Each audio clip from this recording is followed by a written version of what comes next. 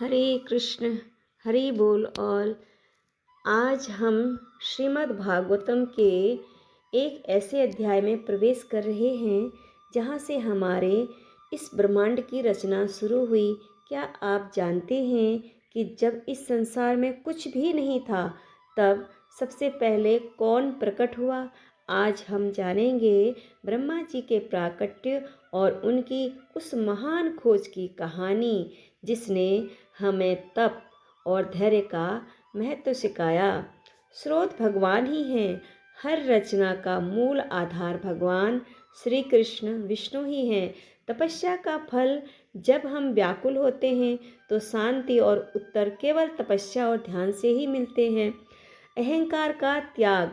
ब्रह्मा जी जैसे विद्वान भी शुरू में भ्रमित थे।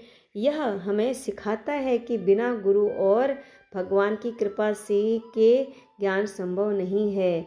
चलिए शुरू करते हैं श्लोकों के साथ, अनुवाद के साथ। तृतीय स्कंद अध्याय 8 गर्भोदक्षाय विष्णु से ब्रह्मा का प्राकट्य। इसे छोटे से कीर्तन से शुरू करेंगे जैसे हम डेली करते हैं। ओम जय गुरुदेव। ओम अज्ञानतिमिरान्धस्य ज्ञानाञ्जनशलाकया चक्षुरुन्मीलितं येन तस्मै श्रीगुरुवे नमः। जय गुरुदेव। जय गौरानिताय। सभी वैष्णव ठाकुर की जय, सभी आचार्यों की जय, सभी भक्तों की जय। जय राधा माधव जय कुंज बिहारी, जय गोपी जन वल्लभ, जय गिरिवरधारी, यशोदानंदन ब्रज जन रंजन, यमुना तीरा बनचारी, जय राधा माधव जय कुंज बिहारी, जय राधा माधव जय कुंज बिहारी, जय गोपी जन वल्लभ, जय गिरिवरधारी, यशोदानंदन ब्रज जन रंजन, यमुना तीरा बनचारी, हरे कृष्ण कृष्ण कृष्ण हरे हरे, हरे राम राम राम हरे हरे, हरे कृष्ण कृष्ण कृष्ण हरे हरे, हरे राम राम राम हरे हरे, हरे कृष्ण कृष्ण कृष्ण हरे हरे, हरे राम राम राम हरे हरे, हरे कृष्ण। ओम नमो भगवते वासुदेवाय, ओम नमो भगवते वासुदेवाय, ओम नमो भगवते वासुदेवाय। नरं चैव नरोत्तमं देवीं सरस्वतीं व्यासं ततो जयम् उदीरयेत्। नष्टप्रियायेषु अभद्रेषु नित्यं भागवत सेवया, भगवती उत्तम श्लोके भक्तिर्भवति नैष्टिकी। कृष्णाय वासुदेवाय देवकी नंदनाय च नन्दगोपकुमाराय गोविन्दाय नमो नमः। मूकं करोति वाचालं पङ्गुं लङ्घयते गिरिं, यत्कृपातमहं वन्दे परमानन्दमाधवं। श्रीचैतन्य ईश्वरं श्रीगुरुदीनतारिणं। हरे कृष्ण। हरि बोल। पहला श्लोक है अध्याय 8 गर्भोदक्षाई विष्णु से ब्रह्मा का प्राकट्य। श्लोक नंबर 1। मैत्रेय उवाच सत्सेवन्यो व्रतपुरुवंशो यल्लोकपालो भगवत्प्रधानः बभूवीथेहा जितकीर्तिमालां पदे पदे न्यूतनयस्य हीक्षणम्। श्री मैत्रेय मुनि ने विदुर से कहा, राजा पुरु का राजवंश शुद्ध भक्तों की सेवा करने हेतु योग्य है, क्योंकि उस वंश के सारे उत्तराधिकारी श्री भगवान के प्रति समर्पित हैं। तुम भी उसी कुल में उत्पन्न हुए हो और यह अद्भुत है कि तुम्हारे प्रयास से श्री भगवान की दिव्य लीलाएं प्रतिक्षण न्यूतन से न्यूतनतर होती जा रही हैं। श्लोक नंबर 2 है सोहम निर्णाम चुल्ल सुखाय दुखम महदतानां विरमाय तस्य परवर्तये भागवतं पुराणं यदाह साक्षात् भगवान ऋषिभ्यः। अब मैं श्रीमद् भागवतम पुराण से प्रारंभ करता हूँ, जिसे श्री भगवान ने प्रत्यक्ष रूप से भगवान महान ऋषियों से उन लोगों के लाभार्थ कहा था जो अल्प आनंद के लिए अत्यधिक कष्ट में फंसे हुए हैं। श्लोक नंबर है 3। आसीन मुवर्या भगवंत माधम संकर्षणं देवं कुंठ सत्वं विवित सवस्तत्वमतः परस्य कुमार मुख्या मुनियो नवपृक्षन्। कुल काल पूर्व तुम्हारी ही तरह कुमार संतों में प्रमुख सनत कुमार ने अन्य महर्षियों के साथ जिज्ञासावश ब्रह्मांड की तली में स्थित भगवान संकर्षण से भगवान वासुदेव विषयक सत्यों के बारे में पूछा था। श्लोक नंबर 4। समेवधिषण्यं बहुमानयन्तं यद्वासुदेवा विधमामनन्ति प्रत्यज्ञ धृताक्षाम्बुजकोशमीश दुन्ति लयन्तं विबुधोदयाय। उस समय भगवान शंकरषण अपने परमेश्वर का ध्यान कर रहे थे, जिन्हें विद्वजन भगवान वासुदेव के रूप में सम्मान देते हैं, किंतु महान विद्वान मुनियों की उन्नति के लिए उन्होंने अपने कमलवत नेत्रों को कुछ कुछ खोला और बोलना शुरू किया। श्लोक नंबर 5। सर्वधूर्णि उदआद्रे स्वजटाकलापे रूपस्पृशन्त चरणोपधानं पदं यदर्चन्त्य हि राजकन्या सप्रेम नानावलिभिर्वरार्थाः। चूँकि मुनिगण गंगा नदी के माध्यम के उच्चतर लोकों से निम्नतर भाग में आए थे, फलस्वरूप उनके सिर के बाल भीगे हुए थे। उन्होंने श्री भगवान के उन चरण कमलों का स्पर्श किया जिनकी पूजा नागराज की कन्याओं द्वारा अच्छे पति की कामना से विविध सामग्री द्वारा की जाती है। श्लोक नंबर 6। मुहुर्गुणवन्तो वचसानुरागस्खलितपदेनास्य कृतानि तज्ज्ञाः किरीटसाहस्रमणिप्रवेक प्रधोतितो धाम फणासहस्रम्। सनत कुमार आदि चारों कुमारों ने जो श्री भगवान की दिव्य लीलाओं के विषय में जानते थे, स्नेह तथा प्रेम से भरे चुने हुए शब्दों में लय सहित श्री भगवान का गुणगान किया। उस समय भगवान शंकरषण अपने हजारों फणों को उठाए हुए अपने सिर की चमचमाती मणियों से तेज बिखरने लगे। श्लोक नंबर है 7। प्रोक्तं किल मेतत् भगवतमेन निर्वित्ति धर्मावृताय तेन सनत्कुमाराय स चाह पृष्ठ साख्यायनायांग धृतवर्ताय।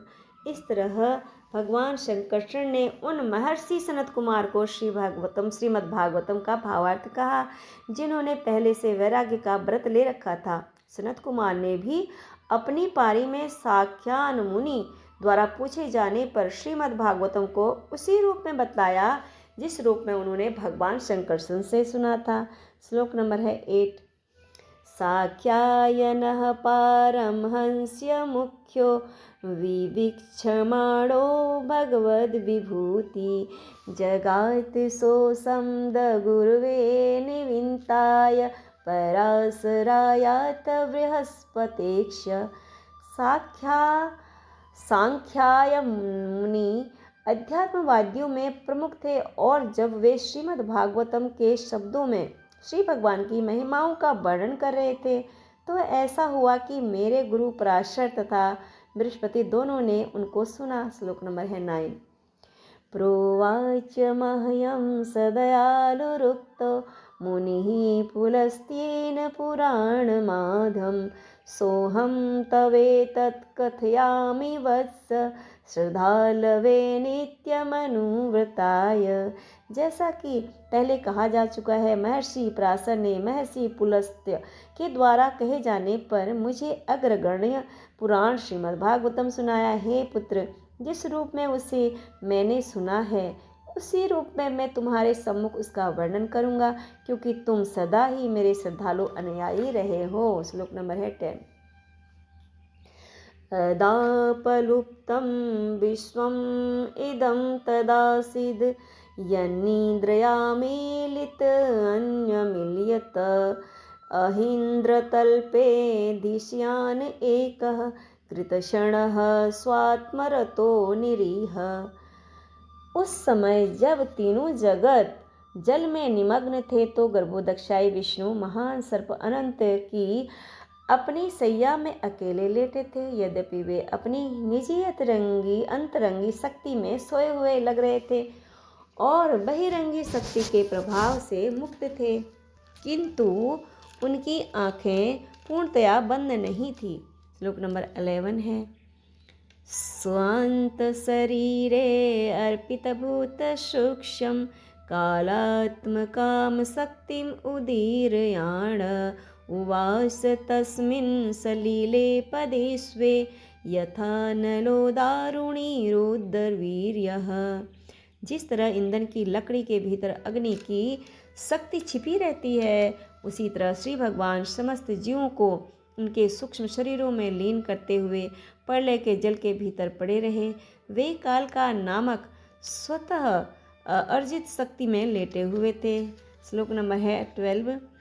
चतुर्युगानां च सहस्रमप्सु स्वपन्सयोदीर्तया स्वशक्तया कालाख्यया सादितर्कर्मतन्त्रो लोकान् पितान् ददृशे स्वदेहे।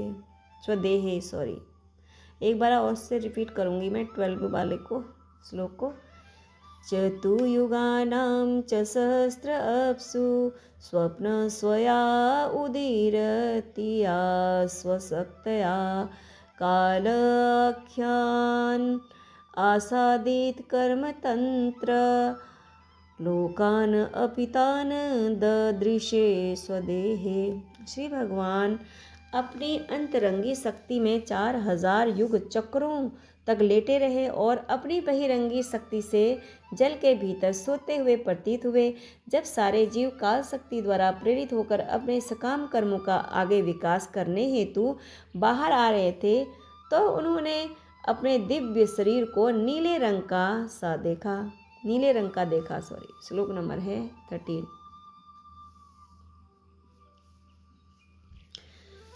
तस्यार्थ श्लोक नंबर है 13। तस्यार्थ सूक्ष्मा विनिविष्ट दृष्टेर अंतर्गतोऽर्थो रजसातनीयान् गुणेन कालानुगतेन विद्धः सुंस्यस्तदा विधत्नाभिदेशात्। सुसंस्यतदा विधत्नाभिदेशात्। सृष्टि का सूक्ष्म विषय तत्व जिस पर श्री भगवान का ध्यान टिका था भौतिक रजोगुण द्वारा विक्षुप्त हुआ। इस तरह से सृष्टि का सूक्ष्म रूप उनके उदर नाभि से बाहर निकल आया। श्लोक नंबर 14। सपद्म कोशः ससोदतिष्ठत् कालेन कर्म प्रतिबोधनेन स्वरोचिषा तत्सलिलं विशालं विधोतयन्नर्क इवात्मयोनिः। जीवों के सकाम कर्म के इस समग्र रूप ने भगवान श्री विष्णु के शरीर से प्रस्फुटित होते हुए कमल की कली का रूप धारण कर लिया। फिर उनकी परम इच्छा से इसने सूर्य की तरह हर वस्तु को आलोकित किया और प्रलय के अपार जल को सुखा डाला। श्लोक नंबर है 15। तल्लोकपद्मं स एव विष्णु प्राविविशतर्सर्वगुणावभासं तस्मिन् स्वयं वेदमयो विधाता स्वयंभुवं यं स वदन्ति सोऽभूत्।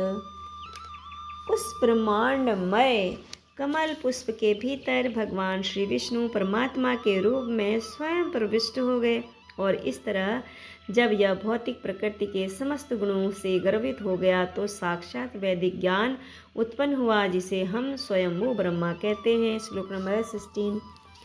तस्यां च चाम्भोरुहकर्णिकायाम् अवस्थितो लोकमपश्यमानः परिक्रमणव्योम्नीं विवित्य नेत्र चत्वारि लेभेनुदिशं मुखानि।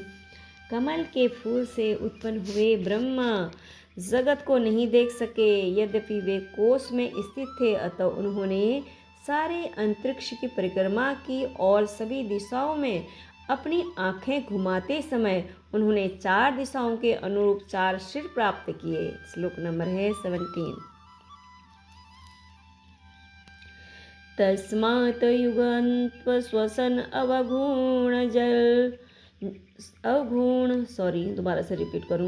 तस्मात् युग अंत श्वसन अवगुण जल उर्मी चक्रात सलिलात विरूणम उपाश्रितं कंजम उलोक तत्वम न आत्मानम अविदत् आदिदेव। उस कमल पर स्थित ब्रह्मा ने न तो सृष्टि को, न कमल को, न ही अपने आप को भली भांति समझ सके। युग के अंत में प्रलय वायु जल तथा कमल को बड़ी बड़ी भौरों में हिलाने लगी। श्लोक नंबर है 18। क एषयो सावहमब्ज पृष्ठ एतत् कुतो वाप्च मनन्यदप्सु अस्ति हदस्ताद्यः किंचनित दधिष्ठित यत्र सतानुभाव्यम्। अनुवाद।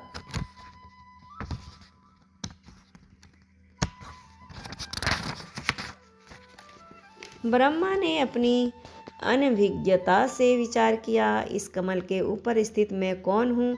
यह कमल कहाँ से फूटकर निकला है? इसके नीचे कुछ अवश्य होना चाहिए और जिससे यह कमल निकला है उसे जल के भीतर होना चाहिए। श्लोक नंबर है 19। स इत्थम् उदीक्ष्यं तत् अब्जनाल नाड़ीभिः अनंत जलम् आविवेश न अर्वाकगतः तत्खरनाल नाल नाभिं विचिन्वन् तत्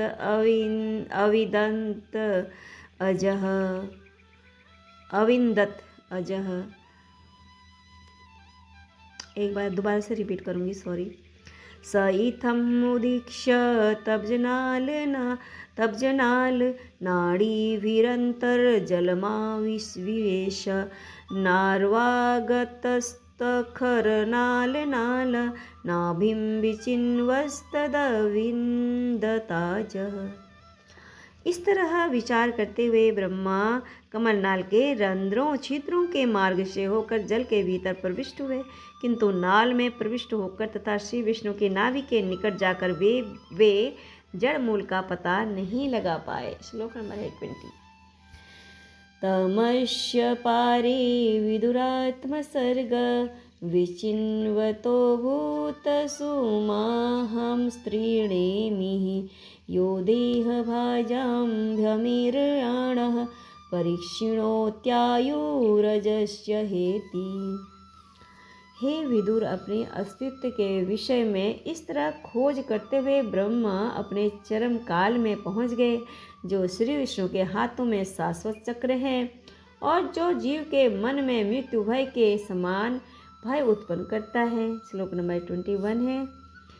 ततो निर्वित्तो प्रतिलब्धे कामः स्वधिष्णयमासाघ पुनः सदेव सनिर्जितश्वास निर्वित्तचित्तो न्यसीददारुणसमाधियोगः। तत्पश्चात वांछित लक्ष्य प्राप्त करने में असमर्थ होकर वे ऐसी खोज से विमुख हो गए और पुनः कमल के ऊपर आ गए। इस तरह सभी इंद्रिय विषयों को नियंत्रित करते हुए उन्होंने अपना मन परमेश्वर पर एकाग्र किया। श्लोक नंबर है 22। कालेन सोजः पुरुषायुषाभि प्रवृत्त योगेन विरूढबोधा स्वयं तदर्णहृदयभात पश्यत यन्पूर्वम्। अपने 100 वर्षों के बाद जब ब्रह्मा का ध्यान पूरा हुआ तो उन्होंने वांछित ज्ञान विकसित किया, जिसके फलस्वरूप वे अपने ही भीतर अपने हृदय में परम पुरुष को देख सके, जिन्हें वे इसके पूर्व महानतम प्रयास करने पर भी नहीं देख सके थे। श्लोक नंबर 23 है। मृणाल गौरायत शेष भोग पर्यंके एकं पुरुषं शयानं फणात् पत्रम् आयुत मूर्धरत्न धुभिः हत धवांत युग अंत तोय। ब्रह्मा यह देख सके कि जल में कमल जैसी विशाल श्वेत सैया थी, जो शेषनाग का शरीर था और उस पर श्री भगवान अकेले लेटे थे। सारा वायुमंडल शेषनाग के फन को विभूषित करने वाले रत्नों की किरणों से प्रदीप्त था और इस प्रकार से उस क्षेत्र का समस्त अंधकार मिट गया था। श्लोक नंबर है 24। प्रेक्षां क्षिपन्तं हरितोपलाद्रेः सन्ध्याभ्रनिवेरुरुक्ममूर्धनः रत्नोदधारोषधिसो मनस्य वनस्रजो वेणुभुजांगिपांगे। दोबारा से इसको और रिपीट करते श्लोक को। प्रेक्षां क्षिपन्तं हरित उपलप्राद्रे संध्या अभ्रनिवे उरु मूर्धनः रत्न उद्धार औषधि सौमनस्य वनस्रजः वेणुभुज अंग्रे। श्री भगवान के दिव्य शरीर की कांति मूंगे के पर्वत की शोभा का उपवास कर रही थी। मूंगे का पर्वत संध्याकालीन आकाश द्वारा सुंदर ढंग से वस्त्राभूषित होता है, किंतु श्री भगवान का पीत वस्त्र उसकी शोभा का उपहास कर रहा था। इस पर्वत की चोटी पर श्रवण होता है, किंतु रत्न जड़ित श्री भगवान का मुकुट इसकी हंसी उड़ा रहा था। पर्वत के जल प्रपात जड़ी बूटियां आदि फूलों के दृश्य के साथ मालाओं जैसे लगते हैं, किंतु श्री भगवान का विराट शरीर तथा उनके हाथ पांव रत्नों मोतियों तुलसी दल तथा फूलमालाओं से अलंकृत होकर उस पर्वत के दृश्य का उपवास कर रहे थे। श्लोक नंबर है 25।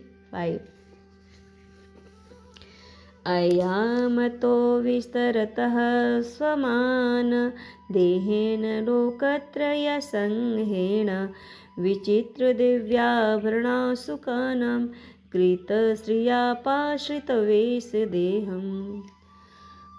उनके दिव्य शरीर की लंबाई तथा चौड़ाई असीम थी और वह तीनों लोकों उच्च मध्य निम्न लोकों में फैला हुआ था। उनका शरीर अद्वितीय वेश तथा विविधता से स्वतः प्रकाशित था और भली भांति अलंकृत था। श्लोक नंबर है 26। पुंसां स्वकामाय विविक्त मार्गे रभ्यश्चरतां कामदुघाग्रपद्म प्रदर्शयन्त कृपया नखेन्दुं युखविनाङ्गुलिचारुपत्रं। प्लीज़ दोबारा से फिर रिपीट करूँगी, सॉरी।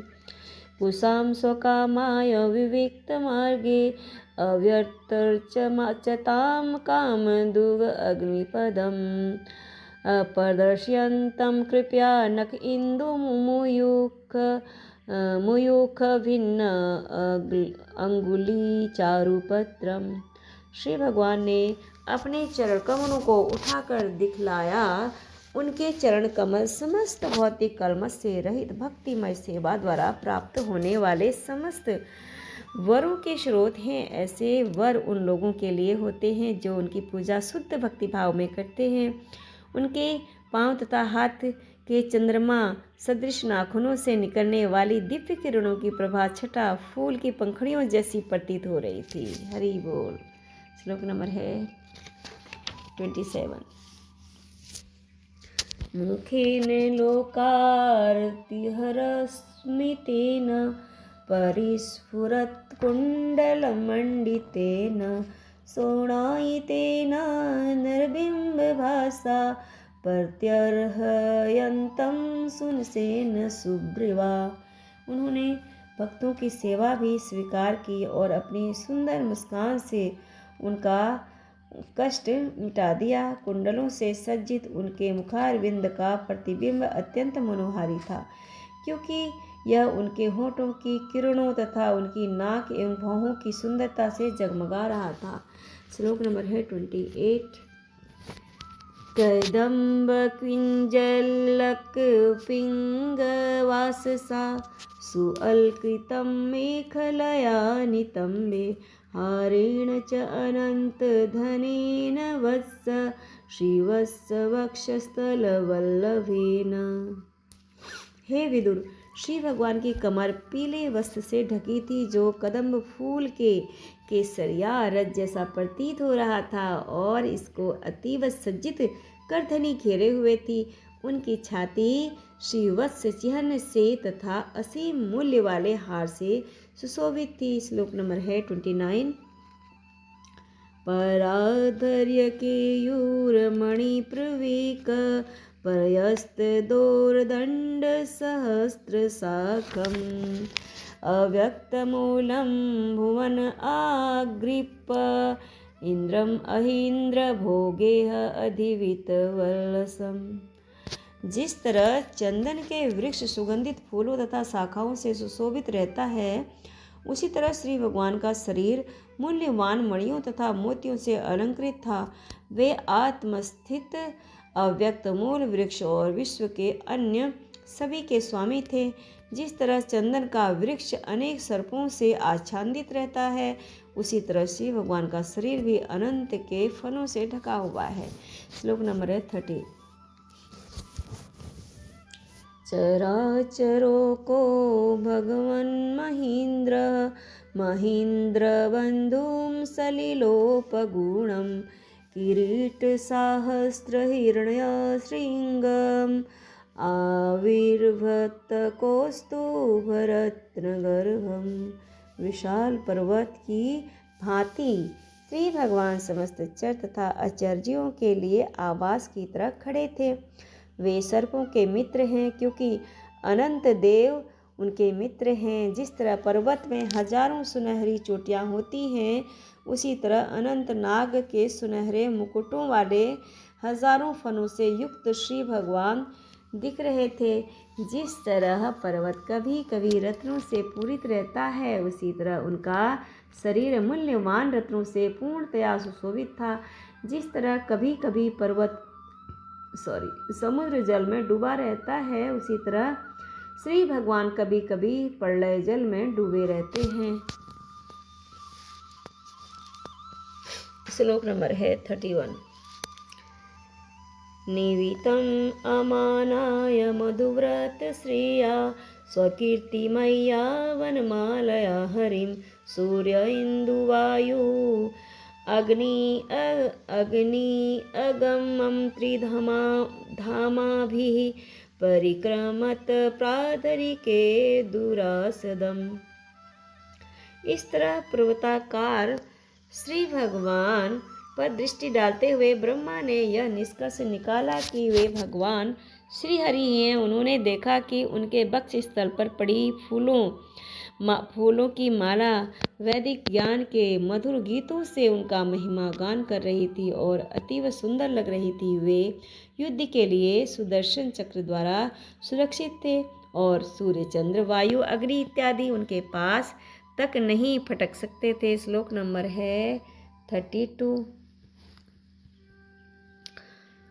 तर्ह्येव तत्नाभिसरः सरोजम् आत्मानम् अम्भः श्वसनं विव्यच्य ददर्श देवः जगत विधाता न अतः परम लोक विसर्ग दृष्टि। जब ब्रह्मांड के भाग्य विधाता ब्रह्मा ने श्री भगवान को इस प्रकार देखा तो उसी समय उन्होंने सृष्टि पर नजर दौड़ाई।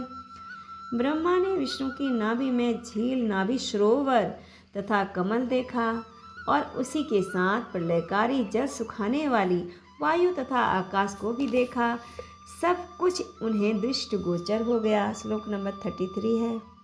सकर्म बीजम रजसोपरक्तः प्रजासिरीक्षन्य देव दृष्टा अस्तोत विसर्ग अभिमुख तम इयम् अवक्त वर्तमनि अभिवेशित आत्मा। इस तरह रजोगुण से प्रेरित होकर ब्रह्मा सृजन करने हेतु उन्मुख हुए और श्री भगवान द्वारा सुझाए गए सृष्टि के 5 कारणों को देखकर वे सृजनशील मनोवृत्ति के मार्ग पर सादर स्तुति करने लगे। इस प्रकार श्रीमद् भागवतम के तृतीय स्कंद के अंतर्गत गर्भोदक्षायी विष्णु से ब्रह्मा का प्राकट्य नामक 8वें अध्याय के भक्ति वेदांत तात्पर्य पूर्ण हुए। हरे कृष्ण कृष्ण कृष्ण हरे हरे, हरे राम राम राम हरे हरे, हरे कृष्ण कृष्ण कृष्ण हरे हरे, हरे राम राम राम हरे हरे। हरि हरि बोल। श्रीमद् भागवतम की जय हो। सभी भक्तों की जय हो। जय हो गुरुदेव, जय गुरुदेव, गुरु महाराज की जय हो। श्री वैष्णव ठाकुर की जय हो। सभी आचार्यों की जय हो।